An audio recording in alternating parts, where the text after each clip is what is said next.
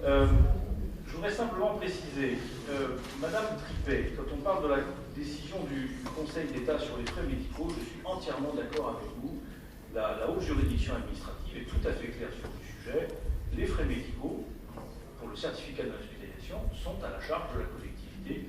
Il n'y a pas de sujet là-dessus. D'ailleurs, c'est inscrit dans le budget depuis l'an dernier.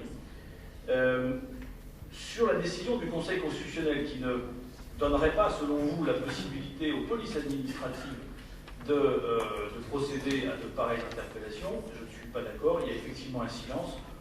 Dans la convention de coordination que nous avons signée, nous, police municipale, avec la police nationale, il est bien expliqué que chacun a une responsabilité en la matière et que, pour revenir sur la première remarque, chacun prend en charge les frais inhérents à ces interpellations en quelque sorte. Donc les choses sont relativement claires. Monsieur Ricou, alors, les personnes qui sont prises en IPM, est-ce que ce sont des personnes en cas de souffrance ou des grands malades? Moi, j'en sais rien. J'en sais rien. En tout cas, ils font des choses sur la voie publique qui sont parfaitement inacceptables.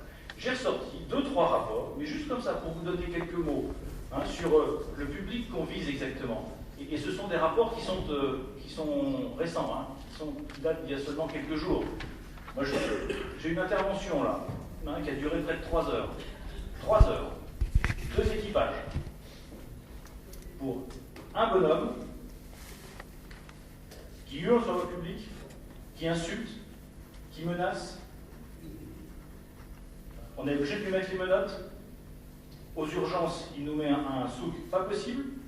Donc moi, je suis désolé, mais ce n'est pas des gens qui ont des problèmes avec l'alcool. Ce sont des gens qui donnent une mauvaise impression sur la voie publique. On n'est pas sur des problèmes sociaux. On est sur des problèmes d'ordre public. Voilà.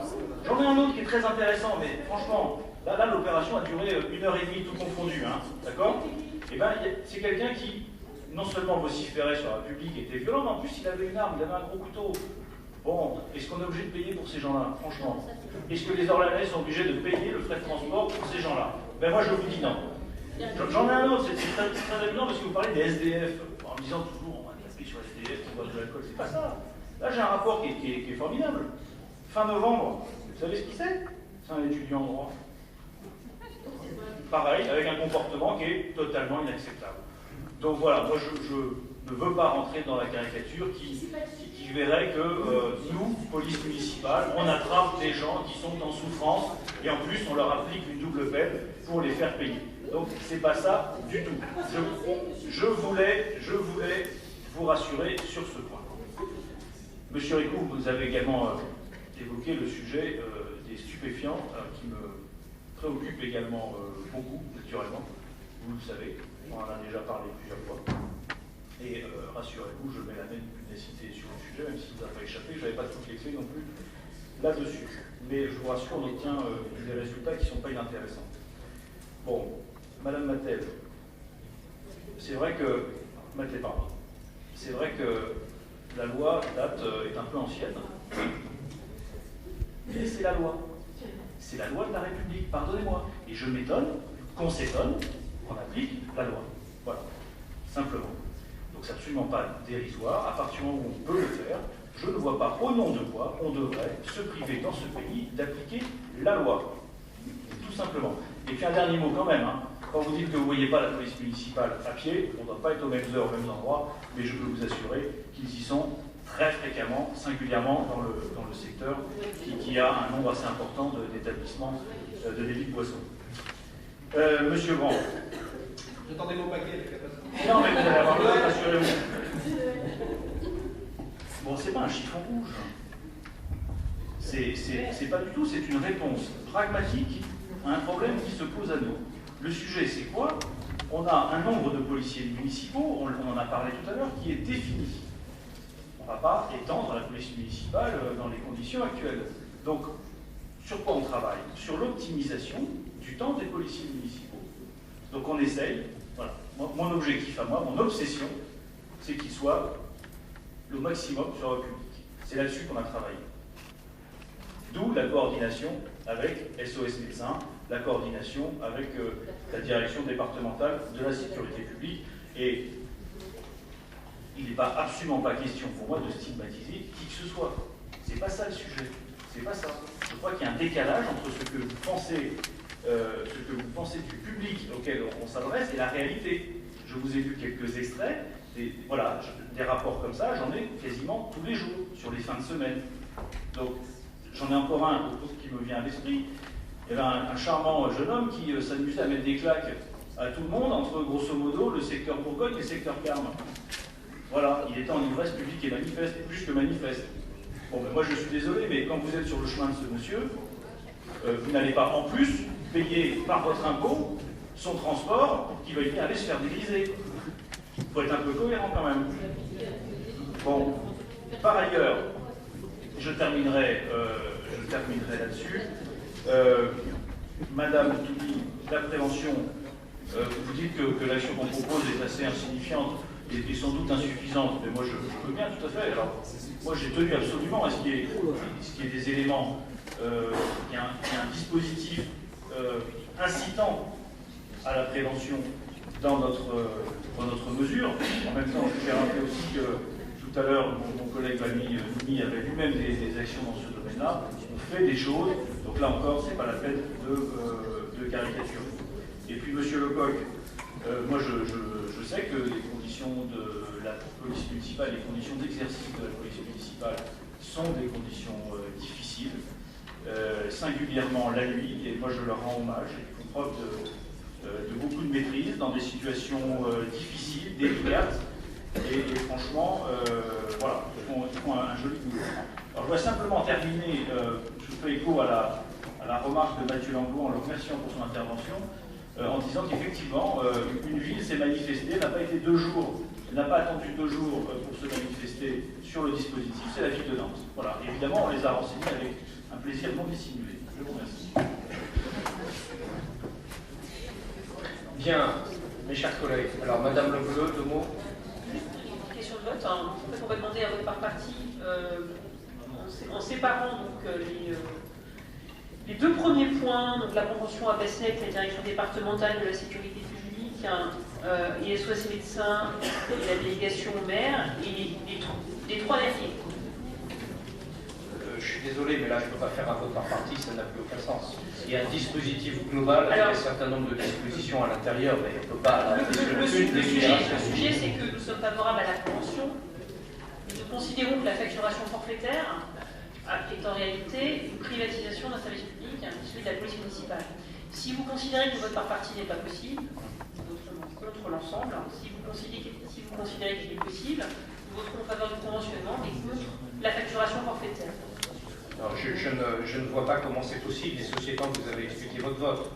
Donc on le comprend, hein, sur ce sur quoi vous êtes d'accord et ce sur quoi vous n'êtes pas d'accord.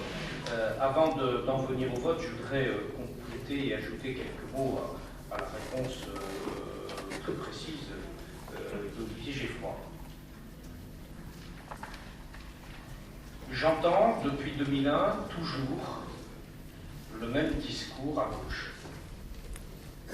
Toujours. À chaque fois que nous prenons une mesure, ce qu'a dit un petit peu M. Langlois, toujours la même petite musique qui s'oppose, j'allais dire presque par principe, sans regarder les réalités, parce que nous le proposons. On se souvient d'un certain nombre de discussions que nous avions prises dès 2001. Et puis ces dispositions, elles ont fait école. Que n'ai-je entendu à l'époque sur la vidéoprotection?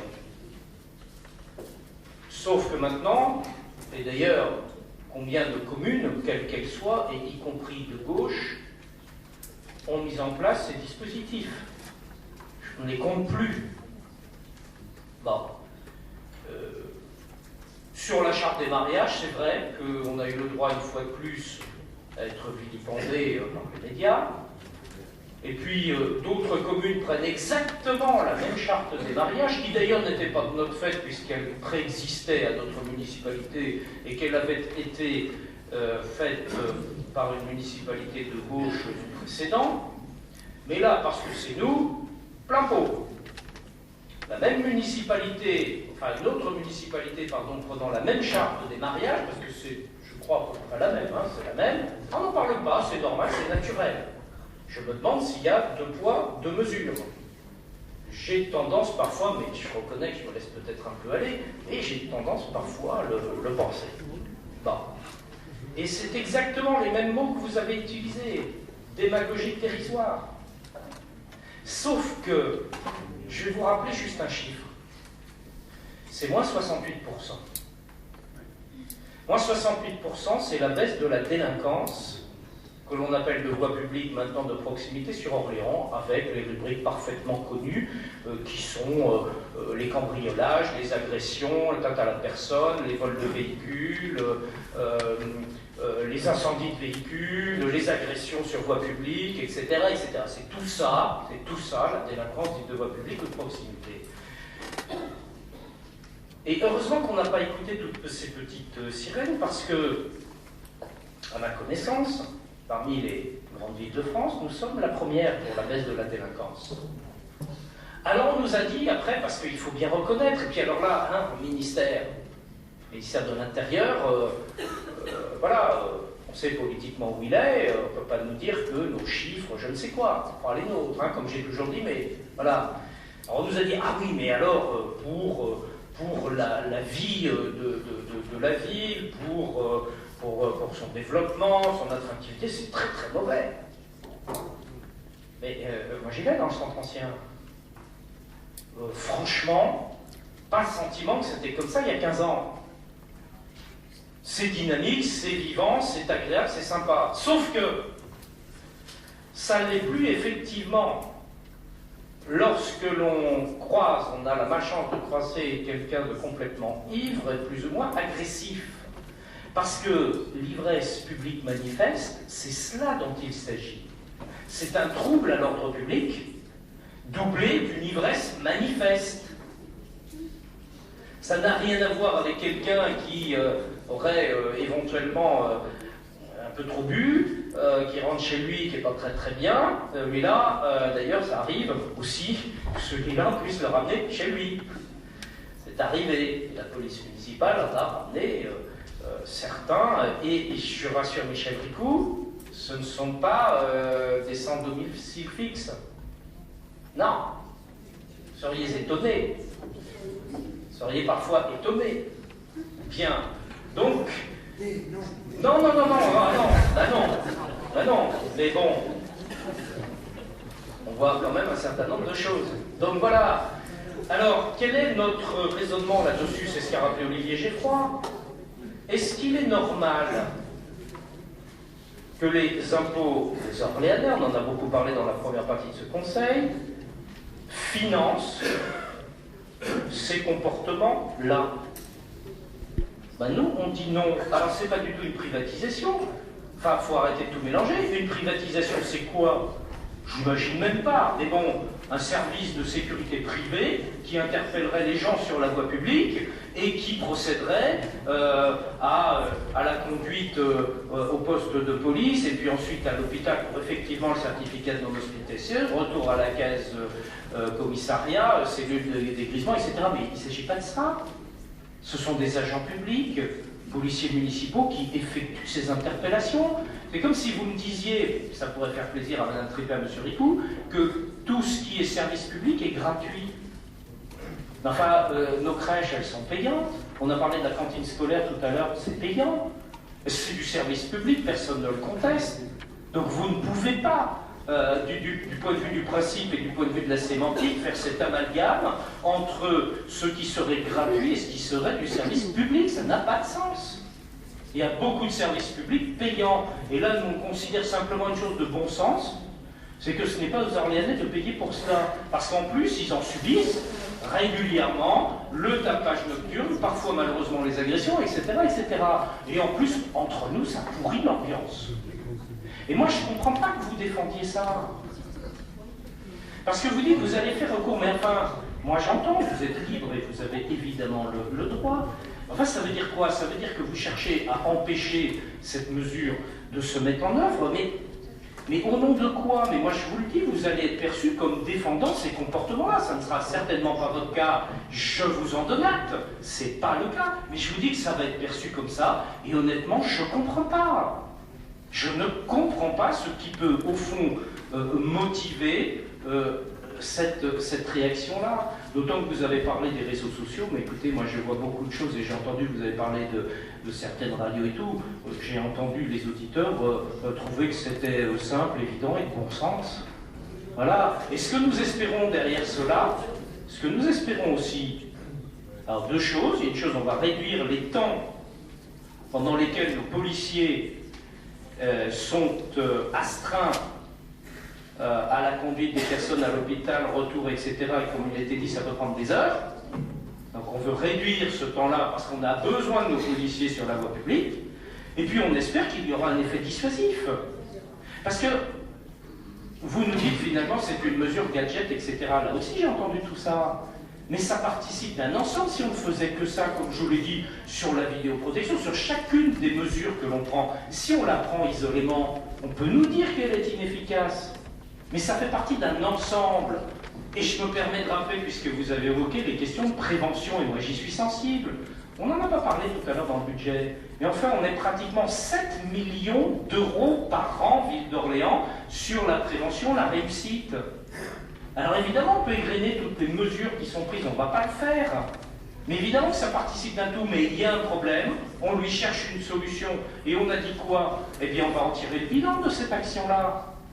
Pourquoi être systématiquement, par principe, hostile à tout ce qui touche à des mesures de sécurité? Il fut un temps, pour faire simple, et je termine là-dessus, la droite, on disait, c'est tout sécuritaire, et la gauche, c'est tout prévention. Mais je vous le dis, ni l'une ni l'autre ne marche. C'est les deux qui marchent. Est-ce qu'on ne peut pas se retrouver sur un peu de bon sens et de pragmatisme?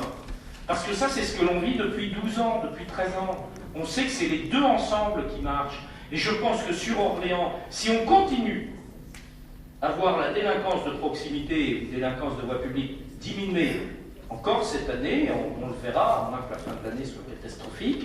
Et c'est pourquoi? C'est parce qu'il y a les deux politiques qui sont menées ensemble. Et ça en fait partie. Et je pense que cette mesure-là, elle a une dimension à la fois dissuasive et préventive, je l'espère. Je l'espère. Vous savez, de ramasser des gens pratiquement toutes les nuits, totalement ivres et agressifs, je suis pas sûr que ce soit une belle image de notre société, ce qu'on veut, y compris pour nos plus jeunes. Bon, voilà mes chers collègues. Oui, bien sûr. Par rapport à ces situations-là, je me souviens, c'était au printemps dernier, quand il y avait ce problème de quad, de moto. C'était juste en face chez moi, et avec M. Geffroy et Vira, on avait fait une réunion en mairie de la Source avec des habitants, et on avait travaillé ensemble. Je ne peux pas croire qu'on tolère ça. Moi, M. Geffroy le sait, je sais régulièrement, quand je vois des comportements de moto, de quad, qui perturbent la vie des citoyens, je ne reste pas insensible. Et on avait travaillé, on avait fait cette réunion ensemble, et on avait, je crois, bien réglé le problème. Bien. Depuis, ça s'est un peu calmé. On va voir le printemps prochain.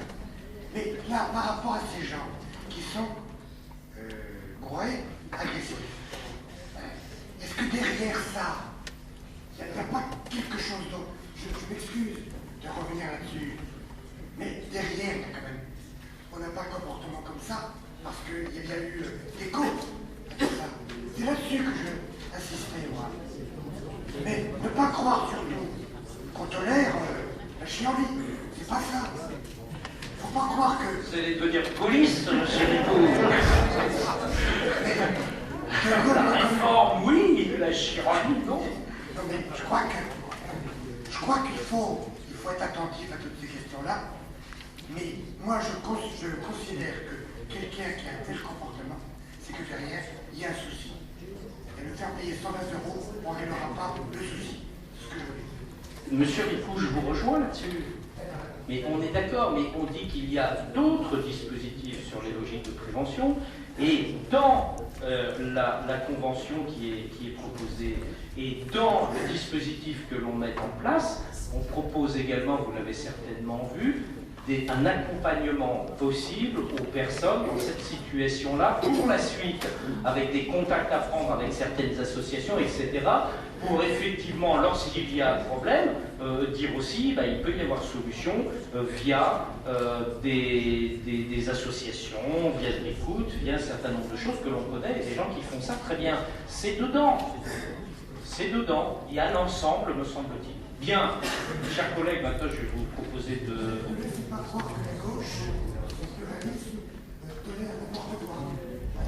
Monsieur Ricou, j'ai noté le pluralisme que vous évoquez, et j'ai noté que vos interventions étaient d'ailleurs différentes. Ça ne m'a pas échappé. Absolument pas. Ah bah si. Le sens de nos interventions, c'était vraiment de distinguer la dimension répressive qui s'incarne dans le code pénal et qui s'incarne dans le fait qu'effectivement il faut faire cesser le trouble et les désordres, et le paiement de l'intervention de la police municipale. Ce sont deux choses différentes, et nous nous sommes attachés à la gratuité du service public de la police municipale. C'est ce que nous défendons.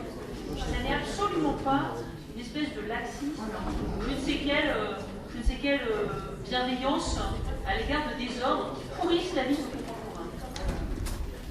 Et je n'en sais rien, mais je crains que pour vous, ça soit interprété comme ça par les gens, tout simplement. Voilà, parce que on n'est pas d'accord sur ce point. On verra bien comment va fonctionner le dispositif, monsieur Geoffroy. Bien, et si on peut en avoir moins, ce que j'espère, eh bien, ce sera toujours ça de gagner.